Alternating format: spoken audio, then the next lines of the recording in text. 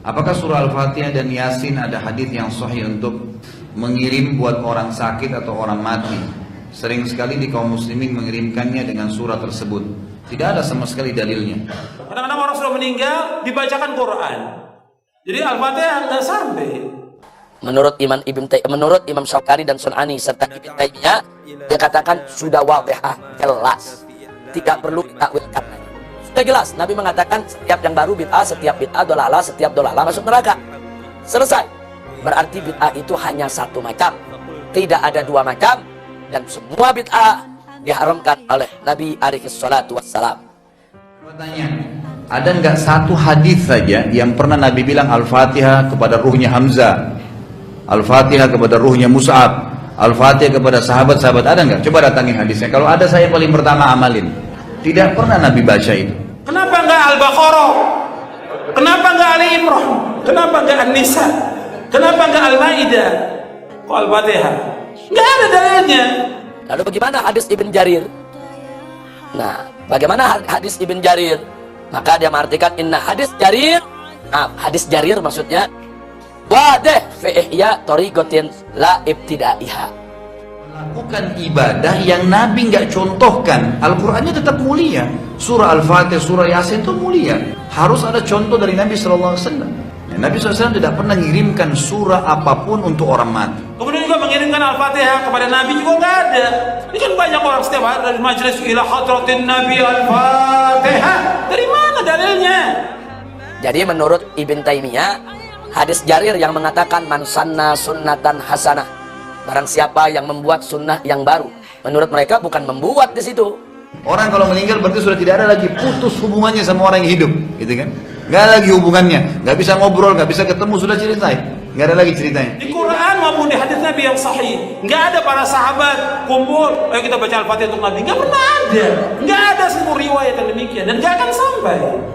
Bukan mengawali, maksudnya man sanna sunnatan hasanah, barang siapa yang menghidupkan sunnah yang bagus. Juga bukan dia buat-buat yang baru. Sunnahnya udah ada dari Nabi, bagus, dia hidupkan. Itu maksud hadis yang keempat. Ziarah kubur dengan baca Quran. Ziarah kubur ibadah kan?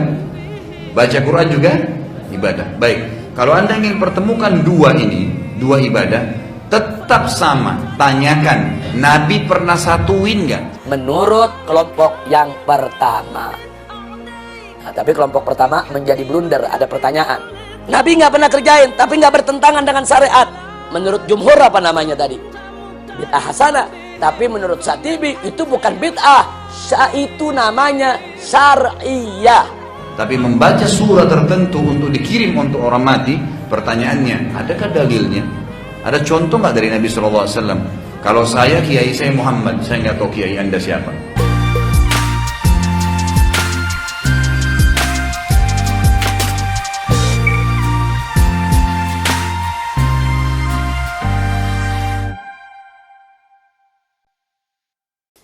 Nah, sekarang kita masuk yang berikutnya. Kita kenalan dulu dengan hadis-hadis bid'ah. Nah, ternyata hadis bid'ah itu yang diperdebatkan hanya ada 4 hadis. Tapi 4 hadis ini dipahami sampai menghebohkan, menggemparkan, sampai timbul saling menyesatkan satu sama lainnya. Gara-gara apa? Gara-gara pemahaman yang berbeda terhadap hadis. Mari kita lihat. Hadis yang pertama.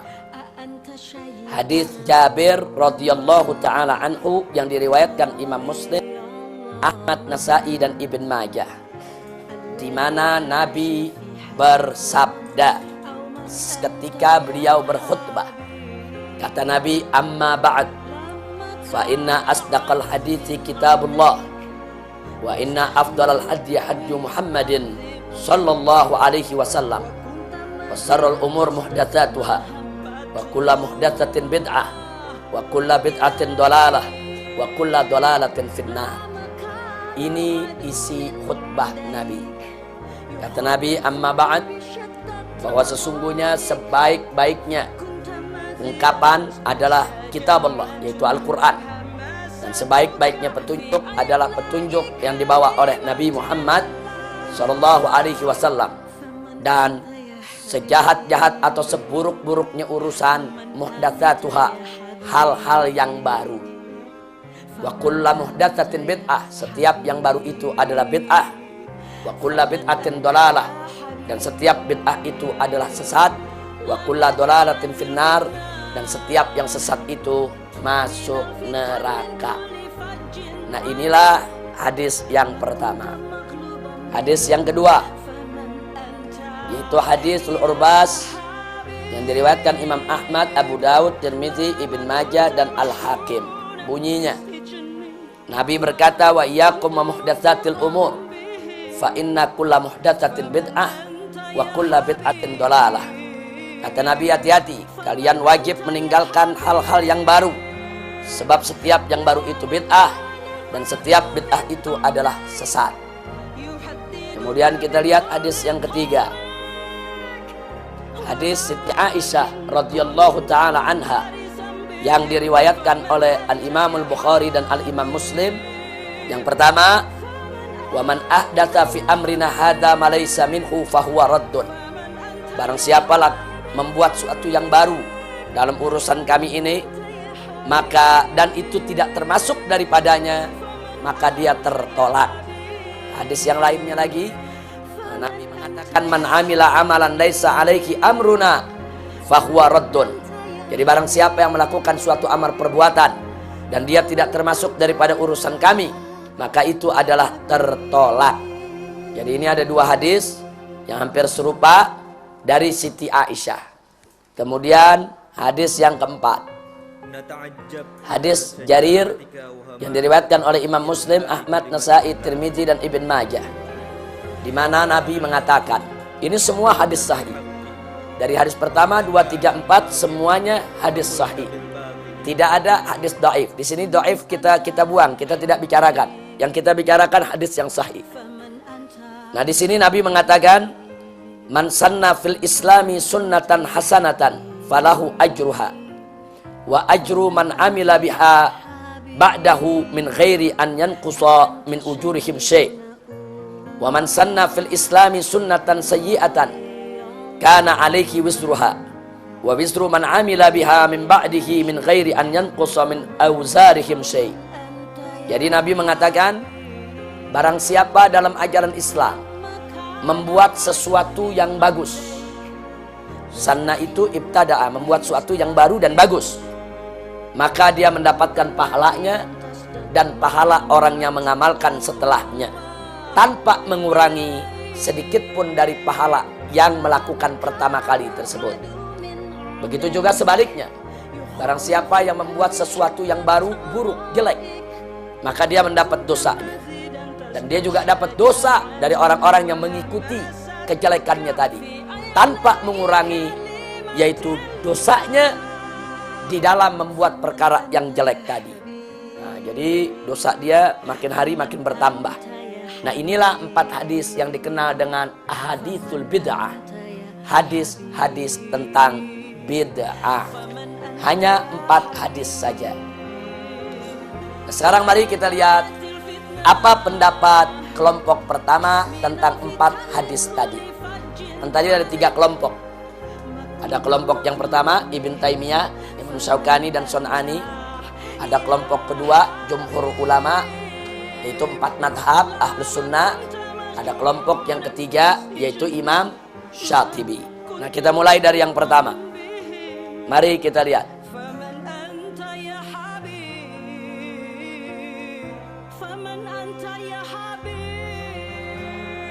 Perhatikan baik-baik.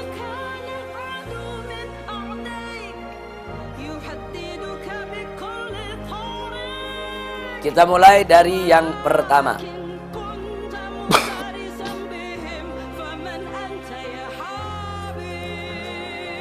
Ibn Taimiyah dan Syaukani serta Sun'ani dengan tegas,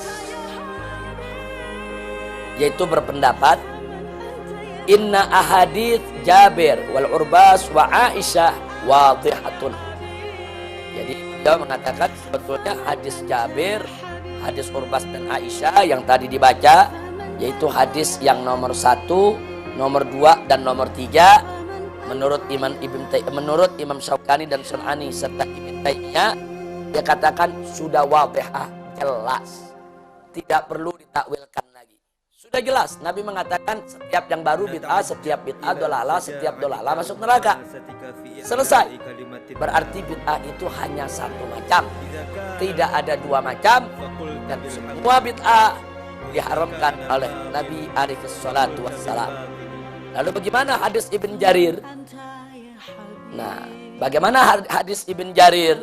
Maka dia mengartikan inna hadis Jarir, hadis Jarir maksudnya wadih fi ihya tariqatin la ibtidaiha.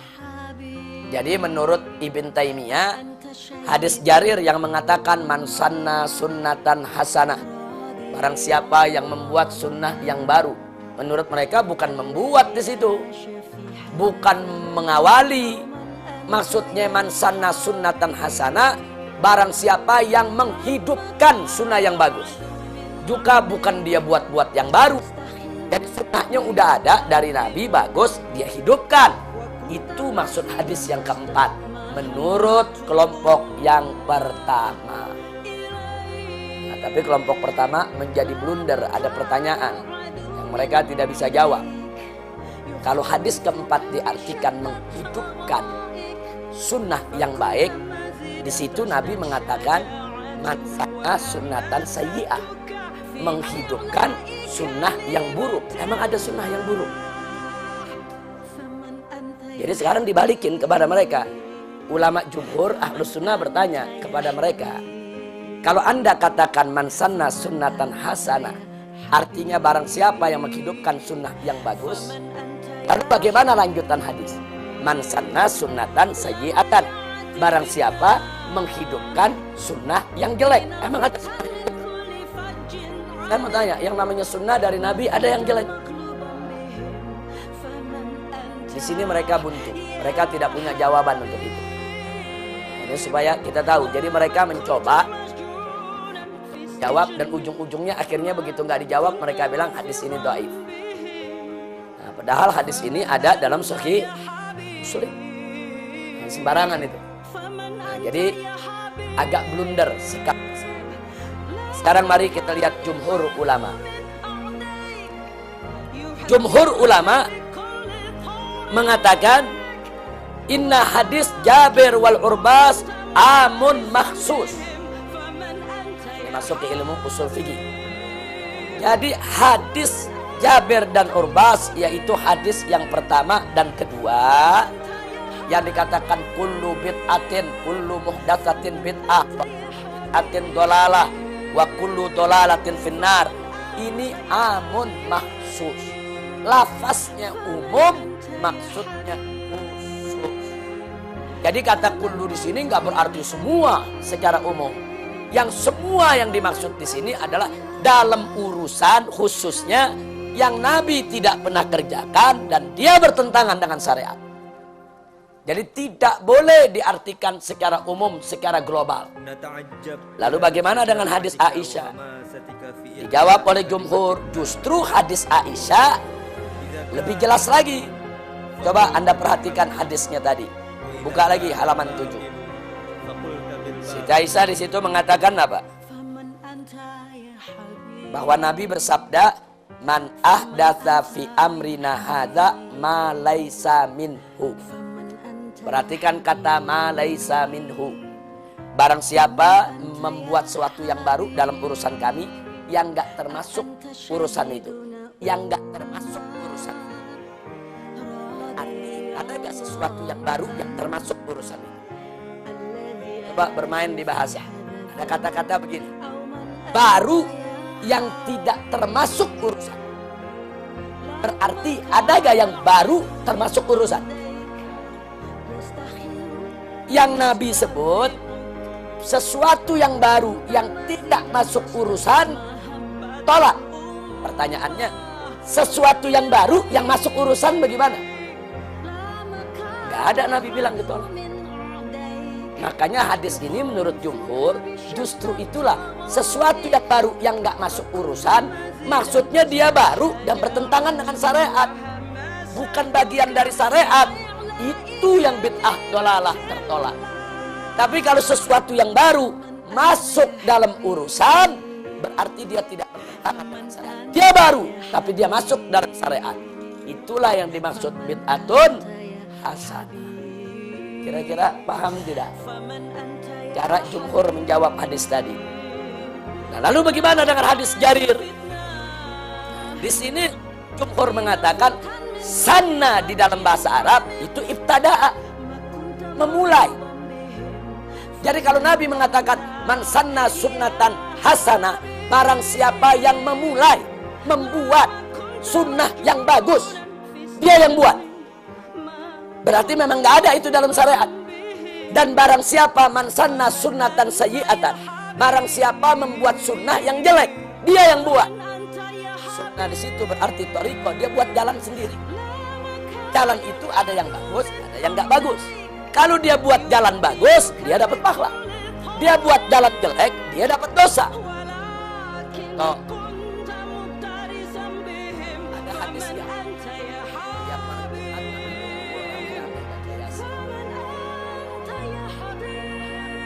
orang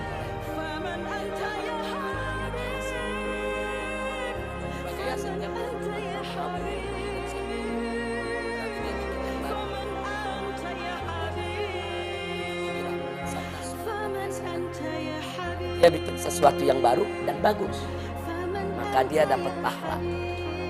Bahkan dia dapat pahala daripada orang-orang yang ngikutin dia. Jadi kalau ada orang lain ngikutin di sono ngikutin, di sini ngikutin, dia yang buat pertama, dia dapat pahala dari orang yang mengikutinya tanpa yaitu mengurangi daripada pahala-pahala orang yang mengikuti. Dan sebaliknya kalau dia bikin sesuatu yang jelek, sama Nabi nggak pernah ada orang bikin, pokoknya tiap malam Jumat kita kumpul di gedung seks bebas. Dia bikin, pokoknya jadi tradisi tiap malam Jumat pesta seks. Dosa tidak dia? Itu namanya jalan yang buruk. Nah kalau besok dia punya perbuatan ditiru di sono, ditiru di sini, ditiru di situ, maka dosa-dosa orang yang menirunya dia dapat juga. Udah dosa zinahnya dapat, dosa jeleknya dapat, dosa orang yang ngikutin dia juga dapat ya ikhwan. Na'udzubillah min dalik. Nah di sini pemahaman jumhur tidak blunder. Jadi kalau sunnah itu diartikan memulai yang baru, mau yang bagus, mau yang jelek, masuk di akal. Tapi kalau sunnah di situ diartikan menghidupkan, blunder maknanya. Menghidupkan sunnah yang bagus. Tapi bapaknya menghidupkan sunnah yang jelek. Sunnah gak ada yang jelek. Kalau itu diartikan menghidupkan sunnah. Nah makanya jumhur mengatakan kata sunnah itu memulai yang baru. Sedangkan kata sunnah adalah thariqah. Artinya sesuatu mulai thariqah yang baru yang Nabi nggak pernah buat, dilihat. Kalau dia baik, maksudnya baik apa? Nggak bertentangan dengan syariat. Maksudnya sayyi'ah jelek apa? Kalau bertentangan dengan syariat. Nah ini dalil jumhur. Nah kemudian bagaimana Imam Syatibi? Imam Syatibi mengatakan bahwa hadis Jabir, Urbas, Aisyah udah wadih, bahwa semua bid'ah dalam urusan agama adalah dolalah, titik. Sedangkan hadis Jarir kata Imam Syatibi itu juga wadih, bahwa setiap yang bertentangan dengan syariat, setiap yang bertentangan dengan syariat itu sudah pasti bid'ah dolalah, sudah disebutkan di hadis 1, 2, 3. Tapi kalau dia tidak bertentangan dengan syariat, walaupun Nabi nggak pernah lakukan, bukan bid'ah namanya, itu namanya syar'i. Makanya Nabi menyebutkan sunnatun hasanah. Nabi nggak nyebut bid'atun hasanah. Jadi sebetulnya perbedaan istilah antara jumhur ulama dengan Imam Syatibi. Nah kalau dari segi dalil, pendapat jumhur lebih kuat. Tapi kalau dari segi jidal, untuk membungkam kelompok yang suka teriak-teriak bid'ah, paling enak pakai mazhab Imam Syatibi. Jadi kalau ada yang teriak ini bid'ah, tunggu dulu. Imam Syatibi mengatakan kalau ada dalil syar'inya bukan bid'ah, itu syar'iyah. Kalau nggak ada dalilnya baru bid'ah. maulid ada dalilnya, bikin Isra Mi'raj ada dalilnya, orang kumpul malam Jumat baca Yasinan ada dalilnya. Nah, walaupun Nabi tidak pernah melakukan, maksudnya dalil di sini tidak bertentangan dengan syariat. Kalau dia nggak bertentangan dengan syariat, dia syar'i, bukan bid'ah. Nah, itu kalau udah dijawab begitu, mereka kebingungan sendiri. Nata'ajjab ila syaja'atika wa hamasatika fi Nah, ila'i kalimatillah. paling enak kita pakai pendapat. Oh, Idza kana al-haqqu putus saja. Pokoknya tahlil bukan bid'ah, titik. Kumpul malam Jumat baca Yasinan bukan bid'ah, titik. Selaman setelah sholat bukan bid'ah, titik. Langsung aja kita putusin, bukan bid'ah, itu syariah. Loh kenapa? Karena nggak bertentangan kok dengan syariat. Itu pendapat Imam Syatibi untuk menghadapi pendapat yang pertama itu paling efektif. Tapi kalau dari segi dalil, ya tetap tidak bisa dipungkiri bahwa jumhur kuat dalilnya. Nah itu jadi kita lihat kondisi saja. Nah kalau untuk secara umum yang terkuat adalah dalil jumhur. Namun dalam efektivitas untuk yaitu menghadapi kelompok yang pertama supaya tak menjelimet jawabnya, maka apa yang diungkapkan Imam Syatibi jauh lebih mudah. Tapi hakikatnya dapat jumhur dan Imam Syatibi hanya berbeda, tidak berbeda dalam hakikat. Buktinya peringatan maulid bagi jumhur bid'ah hasan, bagi Imam Syatibi syar'iyah. Berarti menurut jumhur boleh tidak? Boleh. Menurut Syatibi boleh tidak? Boleh. Jadi nggak beda sebetulnya hakikatnya, cuma beda istilah. Sekarang baik, setelah kita uraikan sedemikian rupa daripada mazhab tersebut, di dalam buku Anda itu dijelaskan satu persatu tentang apa yang dimaksud am-makhsus. Itu dari yang apa namanya, dari mulai slide ke 8, 9, 10, 11, 12. Nah itu semua diuraikan satu persatu untuk Anda bisa baca di rumah. Nah sekarang kita langsung masuk ke slide yang ke-13.